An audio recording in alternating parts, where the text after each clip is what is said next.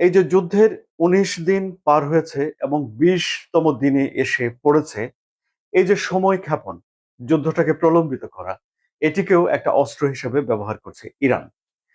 যুক্তরাষ্ট্র এবং ইসরায়েলের যে প্রস্তুতি, প্রথম দফা আক্রমণ করেই তারা ইরানের সর্বোচ্চ নেতা আয়াতুল্লাহ আলী খামেনি, ইরানের আইআরজিসির প্রধান, ইরানের যে সেনাবাহিনীর সশস্ত্র বাহিনীর প্রধান, ইরানের প্রতিরক্ষা মন্ত্রী সহ প্রথম সারির ৪০ জন নেতা, যারা সরাসরি তাদের সর্বোচ্চ নেতা আয়াতুল্লাহ আলী খামেনির সঙ্গে কাজ করতেন দেশ পরিচালনা করার জন্য, তাদেরকে মেরে ফেলেছে।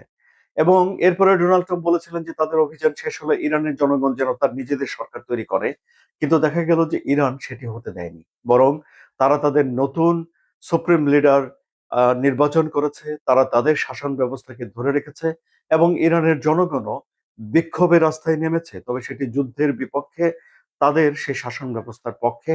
এই সবকিছুই ইঙ্গিত দেয় যে এই শাসন ব্যবস্থা টিকিয়ে রাখার জন্য ইরান শক্ত ফাইট দিচ্ছে এবং এরা যদি শাসন ব্যবস্থা টিকিয়ে রাখতে পারে তাহলেই এই যুদ্ধে তাদের জয় হয়।